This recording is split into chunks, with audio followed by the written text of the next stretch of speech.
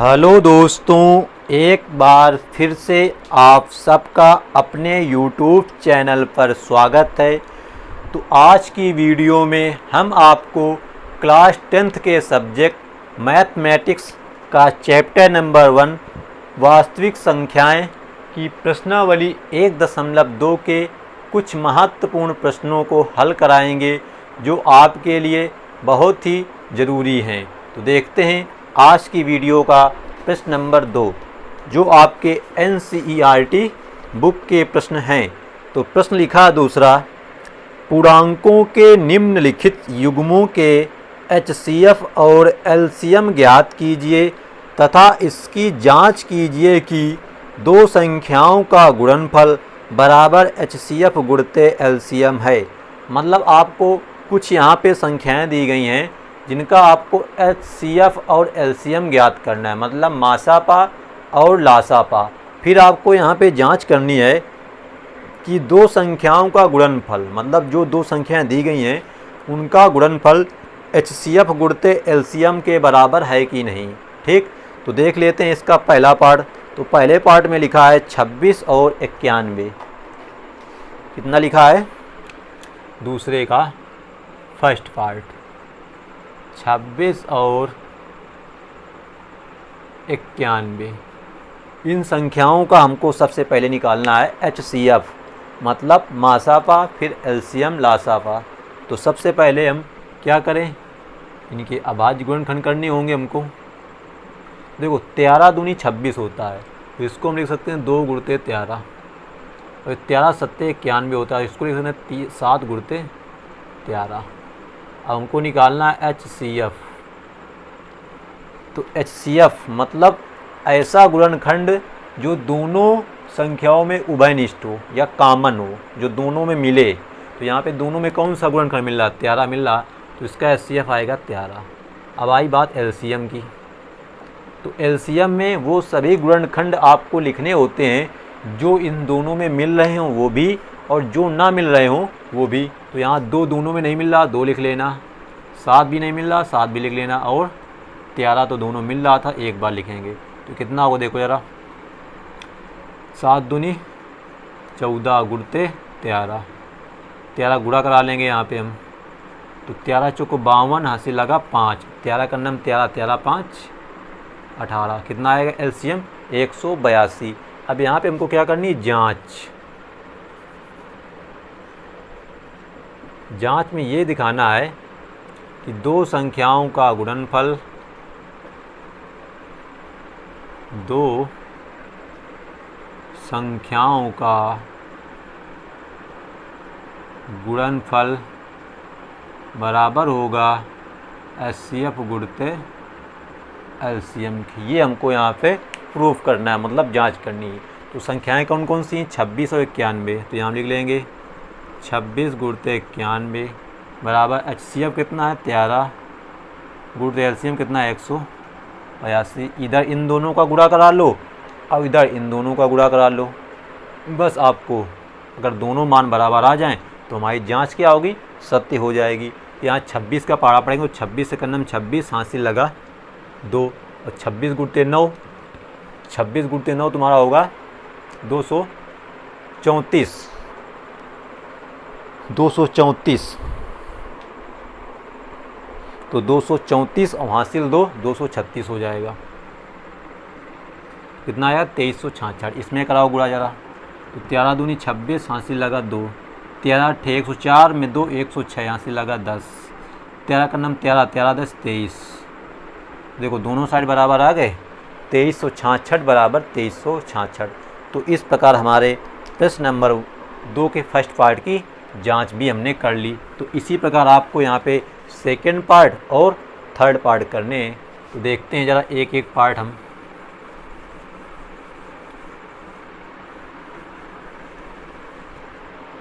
तो second part में लिखा है, क्या दिया है? 510 और 92। 510 और 92। तो सबसे पहले हमको इनको करने पड़ेंगे गुणनखंड। तो 510 के गुणनखंड अगर आपको सीधे नहीं आते तो आप लोग अभाज्य गुणनखंड कर लेना। तो 510, 17 तक देखो 51 होता है और 10 के होते हैं कितने, 2 पंचे 10।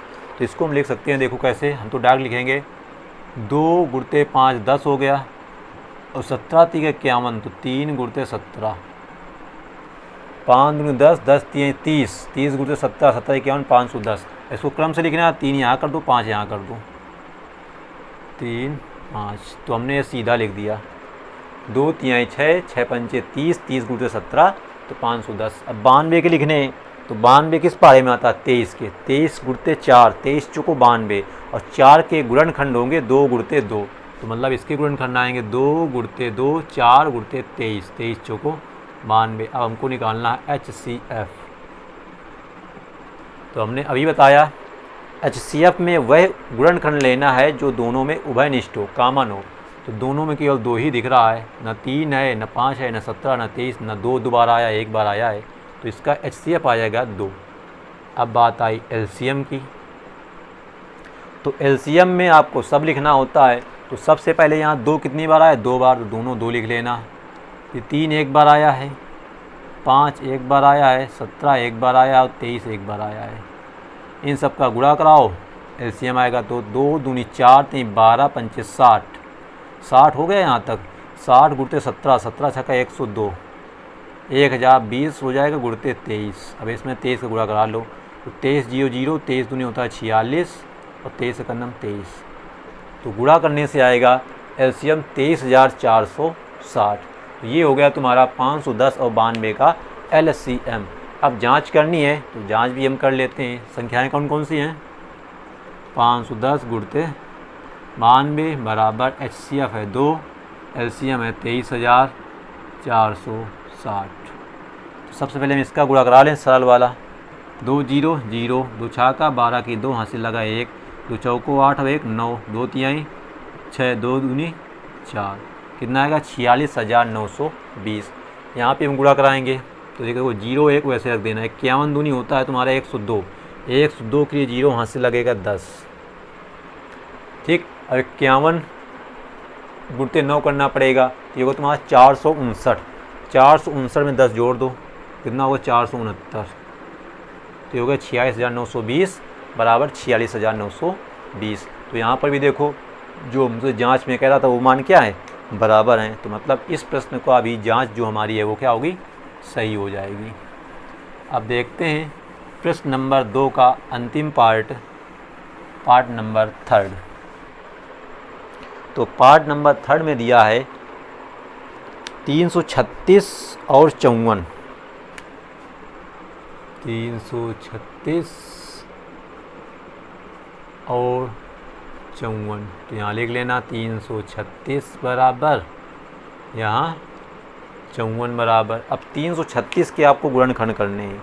तो देखो ये तो सीधा हम भी नहीं कर सकते क्योंकि ये काफ़ी अलग संख्या है, तो उसको आप लोग साइड में कर लेना। लेकिन 54 के कर सकते हैं, 18 त्रिका 54 और 6 त्रिका 18 और 2 तिहाई 6, तो सब के आप लोग इधर साइड में पहले हम कर लेंगे। मतलब सबसे पहले हम करेंगे 336 के।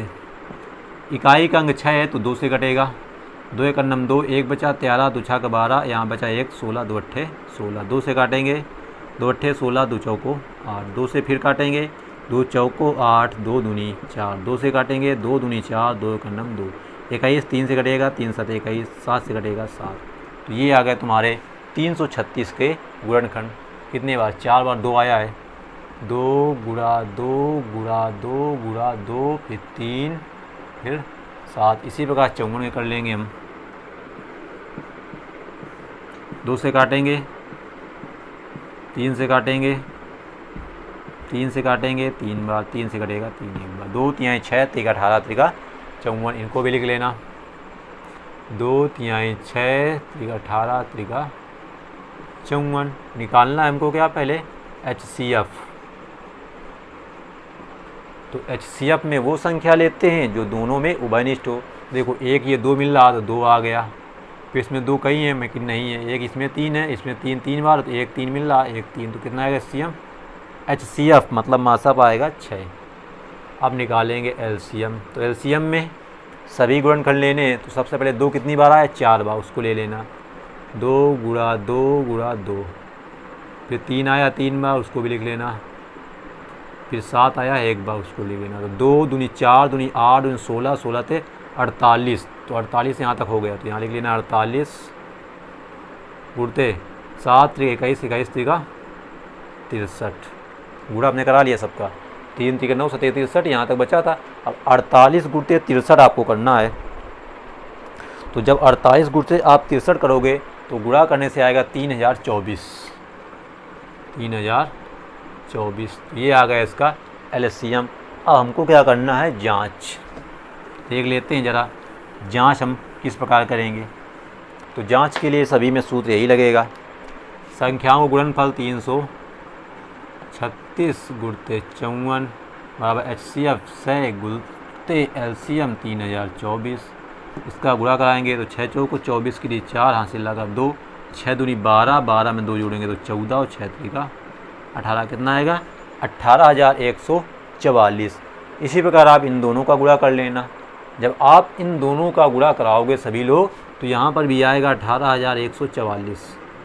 तो यहाँ पर भी दोनों मान कैसे आएंगे, बराबर आएंगे।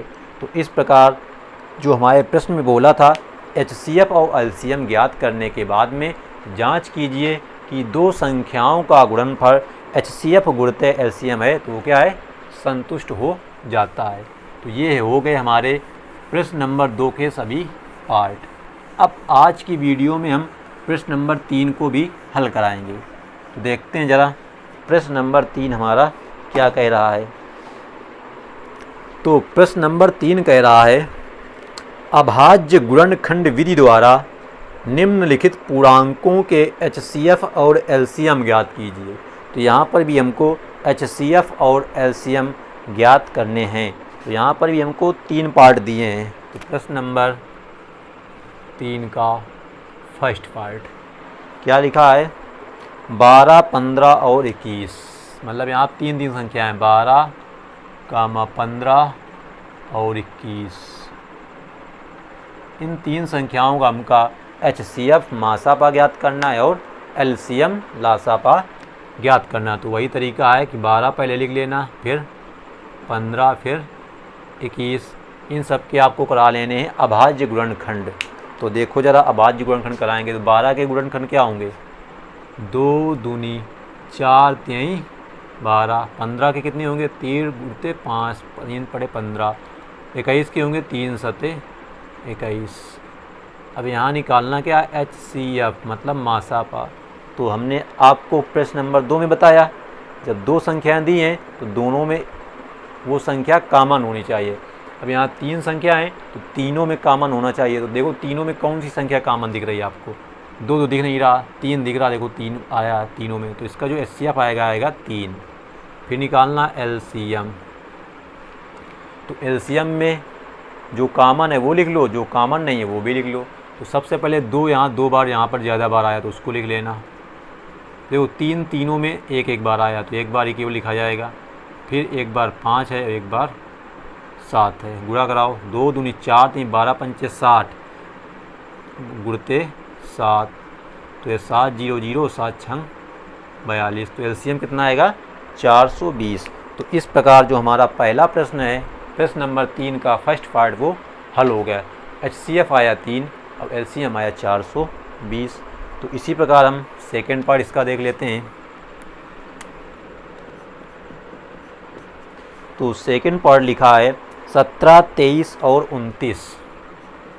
17, 23 और 29, ठीक। यहाँ लिख लेंगे 17 बराबर, यहाँ 23 बराबर, यहाँ 29 बराबर। अब देखो ध्यान से, जो 17 है वो किसी पहाड़े में नहीं आता, फिर जो 23 है वो भी किसी पहाड़े में नहीं आता, फिर 29 है वो भी किसी पहाड़े में नहीं आता। मतलब ये तीनों संख्याएं अभाज्य संख्याएं। तो जो इनका गुणनखंड होगा वो 1 होगा। मतलब 1 गुणते 17, इसको 1 गुणते 23 और इसको 1 गुणते 29। तो इन सब का जो HCF आएगा वो तो तुम्हारा कितना आएगा, 1 आएगा। अब LCM जो आएगा वो क्या आएगा, सबका गुणनफल। मतलब 1 गुणते 17 गुणते 23 गुणते 29। इन सब का आपको करा लेना है गुणा। जब आप इन सब का गुणा कराते हो तो जो गुणा करने पर आता है वो आता है 11,339। 11,339। तो ये हो गया इसका क्या, LCM लासापा, और HCF कितना आया, 1 आया। तो इस प्रकार हमारा प्रश्न नंबर 3 का सेकंड पार्ट भी हल हो जाता है। अब देख लेते हैं प्रश्न नंबर 3 का अंतिम पार्ट, पार्ट नंबर 3। लिखा है 8, 9 और 25। 8, 9 और 25। तो यहाँ पर भी सबसे पहले लिखेंगे 8 बराबर 9 बराबर और ये 25 बराबर, इनके कर लेंगे हम गुणनखंड। ठीक, तो 8 के गुणनखंड क्या होंगे, 2 दूनी 4 दूनी 8, 9 के होंगे 3 त्रिका 9, 25 का होगा 5 गुणते 5 पचंग 25। HCF मतलब मासापा। तो मासापा अभी हमने बताया कि सभी संख्याओं में कॉमन मिलना चाहिए। तो ध्यान से देखो, तो इन तीनों में कुछ कॉमन दिख रहा है, जो तीनों में लिखा हो, तो कुछ नहीं दिख रहा। जब कुछ ना दिखे तो उसका HCF हमेशा होता है 1। कितना होता है, 1 होता है। तो इसका HCF आएगा 1। अब आएगी बात LCM की। तो LCM में सबसे पहले 3 आया, 2 आया 3 बार, उसको लिख लेना। फिर 3 आया 2 बार, उसको लिख लेना। फिर 5 आया 2 बार, उसको लिख लेना। इन सब का कराना है गुणा। तो 2 दूनी 4 दूनी 8, 8 तो यहाँ तक हो गया, गुणते 3 त्रिका 9 गुणते पचंग 25। तो 25 और 8 कितना होता है, पहाड़ा किसको आता है 25 का, तो 25 8 होता है 200। तो इन दोनों गुणा होगा 200 गुणा 9। तो गुणा कराओ 9 0 0 9 0 0 9 दूनी 1800, मतलब जो तुम्हारा लासा पाएगा वो कितना आएगा, 1800। तो इस प्रकार हमारा प्रश्न नंबर जो 3 है वो भी हल हो जाता है। तो उम्मीद करते हैं कि आज की वीडियो के सभी प्रश्न आप सभी को समझ में आ गए होंगे। तो अगर वीडियो अच्छी लगी हो तो वीडियो को लाइक अवश्य कर देना, और चैनल में पहली बार आए हो तो चैनल को सब्सक्राइब करके बेल आइकन को भी प्रेस कर लेना, जिससे आपका जो NCERT बुक का सिलेबस है वो हम आपको समय से कंप्लीट करा सकें। तो मिलते हैं हम आपको नेक्स्ट वीडियो में। जब तक के लिए जय हिंद, जय भारत।